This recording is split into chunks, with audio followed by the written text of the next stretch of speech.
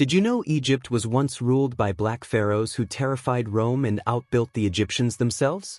Imagine a time when Egypt, the land of pyramids and pharaohs, wasn't ruled by Egyptians at all, but by powerful kings from the south. These weren't invaders in the usual sense, but Nubian rulers who marched up the Nile, claimed the throne of the pharaohs, and carved their names into history. Yet, their story is often overshadowed, almost erased, by the legacy of their northern neighbors. But here's the shocking part. The Nubian kings didn't just rule Egypt, they saved it. They revived ancient traditions, built monumental temples, and for a brief, dazzling moment, made Kush the beating heart of the Nile Valley. And some of the secrets they left behind are so unbelievable, they've stunned archaeologists even today. So, what were these rulers hiding? And why do so few people know their names? Let's uncover 10 insane facts about the Nubian kings of Egypt, truths that will change how you see this forgotten chapter of history forever. The Black Pharaohs who conquered Egypt. Most people think of pharaohs as Egyptian-born, ruling from the banks of the Nile in Thebes or Memphis. But in the 8th century BC, a dynasty from Kush, what is now Sudan, swept north and seized control of Egypt. Known today as the Black Pharaohs, these Nubian kings didn't just invade, they claimed the throne with a sense of destiny. The first of these rulers, King Pi, wasn't simply a conqueror. He saw himself as restoring order to a land that had fallen into chaos, divided by squabbling Egyptian princes. His campaign up the Nile wasn't just about power, it was framed as a holy mission blessed by the gods themselves. When Pi took Memphis, he made Egyptian rulers kneel before him, forcing them to swear loyalty in a way that no one dared resist. But here's the twist. Instead of tearing Egypt apart, the Nubian dynasty revived its traditions. They resurrected old religious rituals that Egyptians themselves had abandoned, building temples in the name of Ammonius and bringing back the grandeur of earlier ages. And this was only the beginning, because the Nubians didn't just rule Egypt. They reshaped its very identity. The Nubians built more pyramids than Egypt. When most people picture pyramids, they imagine the giants at Giza, guarded by the Sphinx. But here's the shocking truth. Egypt doesn't hold the record for pyramids. That honor belongs to Nubia. At a site called Meroe, the Nubian kings and queens constructed not just a few pyramids, but over 200 of them. That's more than twice the number you'll find in Egypt itself. And while they weren't as massive as the ones at Giza, they were sharper, narrower, and clustered together, rising like black stone daggers against the desert sky. These pyramids weren't just tombs. They were symbols of power, statements that Nubian rulers had inherited Egypt's legacy and were determined to outdo it. Inside, archaeologists have found golden treasures, hieroglyphic inscriptions, and even evidence of elaborate burial rituals influenced by both Nubian and Egyptian traditions. The irony? For centuries, these pyramids were almost forgotten by the outside world. Buried under sand and looted by treasure hunters, their existence only started gaining attention in the 19th century. Some were even blown open with dynamite by an Italian explorer hunting for gold. But despite the damage, the pyramids of Nubia remain a stunning reminder. The legacy of the pharaohs didn't end at Egypt's borders. It flourished beyond them. The Nubians crowned female pharaohs who ruled as equals to kings. In most kingdoms of the ancient world, queens were consorts, powerful, yes, but always second to their kings. In Nubia, the story was very different.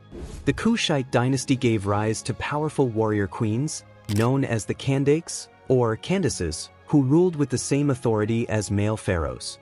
One of the most famous was Queen Amon-Irenas, who later defied the Roman Empire itself. But even before her, the tradition of female power in Nubia shocked outsiders. These queens weren't hidden in the background. They appeared on thrones, led armies, and in some cases were depicted trampling their enemies beneath their feet. What makes it even more fascinating is that Egyptian society, despite its grandeur, rarely allowed women to reign alone. Nubia, on the other hand, saw its queens as divine protectors, chosen by the gods just like the kings. Some were buried in their own pyramids, with regalia that rivaled any pharaoh of Egypt. This blending of royal power between men and women gave Nubia a resilience that Egypt lacked. And when foreign invaders came knocking, It was often these Kandakes who stood on the front lines. But while queens could rule in Kush, the Nubian kings themselves had a secret connection to the gods, one that would give them absolute power over their people. Nubian kings were chosen by divine oracles. Unlike Egypt, where the throne usually passed from father to son, Nubia had a far more mysterious system of choosing its rulers. In Kush, the right to be king wasn't only about blood, it was about divine approval. At the holy city of Nepeta, priests of Ammonius would consult the gods through oracles. If the signs pointed to a candidate, that man became king. The idea was simple but powerful. Only those favored by the gods themselves could wear the double crown of Egypt and Kush. But this divine system had a dark side. The same priests who crowned kings could also demand their deaths. If a ruler lost favor, or if omens suggested the gods were displeased, priests could order him to take his own life. And astonishingly, history suggests that some kings obeyed without question. Imagine the pressure of ruling under that kind of constant judgment, knowing your crown could be stripped away at any moment by forces you couldn't control. Yet, this belief kept Nubia's rulers tied to the spiritual power of Ammonius and reinforced the sense that their dynasty wasn't just political, but sacred. And while the gods chose kings, these rulers left their mark in stone, building monuments that still baffle archaeologists today. Temples that rivaled Egypt's. When the Nubian kings claimed Egypt's throne, they didn't just copy its traditions, they elevated them. Some of the most jaw-dropping temples in the Nile Valley weren't built in Egypt at all, but in Nubia. Take the Temple of Ammonius at Jebel Barkal. Rising dramatically at the foot of a sacred mountain, it was designed to rival the great sanctuaries of Karnak. To the Nubians, Jebel Barkal wasn't just a holy site, it was the very birthplace of the god Ammonius. This made their temple not only a political statement, but also a spiritual one. The gods had chosen Kush as their new home. The scale of these monuments stunned archaeologists. Colossal statues of kings like Taharka were carved with the same grandeur as Egypt's greatest pharaohs. And the art inside didn't just mimic Egyptian style, it blended it with unique Nubian traditions, creating a culture that was both familiar and entirely new. Even today, some of these temples stand almost untouched, hidden in the desert, far from the tourist crowds of Cairo or Luxor. It's a reminder that Nubia wasn't just Egypt's shadow, it was a civilization bold enough to carve its own identity in stone. But temples weren't the only legacy they left behind. These kings also fought some of the fiercest battles of their age, clashing with one of the greatest empires the world had ever seen. The Nubians fought, and nearly defeated, the mighty Assyrian Empire. For a moment in history, Nubia ruled both Egypt and Kush, creating a kingdom that stretched for hundreds of miles along the Nile. But with great power came even greater enemies. The most dangerous of all? The Assyrians. The Assyrian Empire was the war machine of its age, famous for brutal sieges, iron weapons, and armies that crushed rivals from Mesopotamia to the Mediterranean. And yet, the Nubian pharaohs dared to challenge them. King Taharka, one of the most celebrated Black Pharaohs, led Egypt and Kush against this unstoppable force.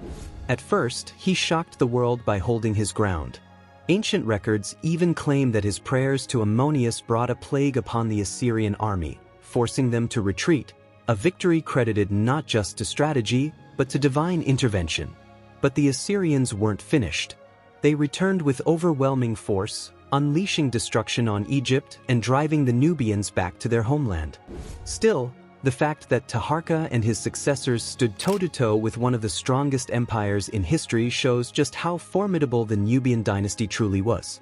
And while battles raged on land, something even stranger was happening underground, in the tombs where these rulers prepared for eternity. The dark secrets of Nubian burials. Egyptian pharaohs were buried with gold, treasures, and elaborate rituals, but Nubian kings took things even further, in ways that shocked archaeologists. When a Nubian ruler died, it wasn't only the king who went to the afterlife. Entire groups of attendants, guards, and even wives were sacrificed to join him in death. Excavations at Nubian pyramids revealed rows of skeletons, people buried alive or killed to serve their king in eternity. To the Nubians, this wasn't cruelty. It was loyalty, the ultimate honor to be chosen for such a fate. Their tombs also carried mysterious blends of Egyptian and local traditions.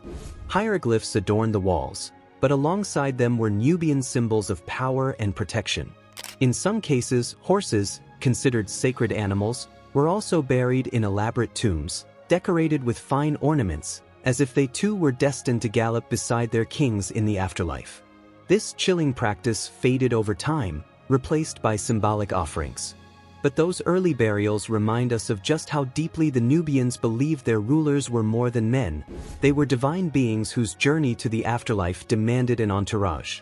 And as their burials grew more elaborate, so too did their ambitions, pushing them into conflicts with yet another world superpower, Rome. The Nubian queen who defied Rome. When Egypt finally fell to the Romans in 30 BC, you might think Nubia's days of defiance were over. But history tells a very different story. Enter Queen Amanirenas, one of the most legendary Kandakes of Kush. When Rome tried to extend its power deeper into Nubia, Amanirenas didn't bow, she declared war. With her armies, she swept across southern Egypt, capturing Roman garrisons and even storming the city of Syene, modern-day Aswan. Her soldiers went so far as to take statues of Emperor Augustus, beheading them and burying the heads beneath temple doorways. The message was clear: every time someone stepped into worship, they would literally trample Rome beneath their feet. The Romans struck back hard, sending legions into Nubia. But unlike many other kingdoms that fell quickly under Roman pressure, Amanirenas fought them to a standstill. In the end, Kush negotiated a rare peace treaty with Rome, on terms that historians still debate, but it's clear that the Nubians were never conquered. The scar she left on Augustus's image, both literally and symbolically, cemented her as one of the few rulers who stood against Rome and survived. But while the Kandakes faced Rome with steel and fire, the Nubian kings left behind another mystery. Why were their pyramids smaller and steeper than Egypt's, and what secrets were hidden inside? The mystery of Nubian pyramids. At first glance, Nubian pyramids look like smaller cousins of Egypt's giants, but their design carries secrets that still puzzle archaeologists. Unlike the broad, sloping pyramids at Giza, the Nubian versions shot sharply into the sky, with narrow bases and steep angles. Why the difference? Some historians argue it was symbolic. The sharper form meant a closer connection to the heavens. Others believe it was simply a cultural adaptation, rooted in older Nubian burial mounds but infused with Egyptian influence. Inside these pyramids, the surprises continue.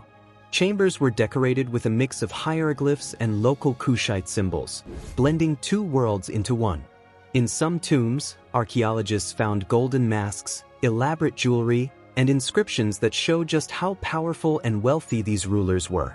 But many pyramids also hold mysteries: looted treasures, missing artifacts, and collapsed chambers that suggest much of their story is still buried under the desert sands. Even stranger, the Nubians didn't stop building pyramids long after Egypt itself had abandoned the practice.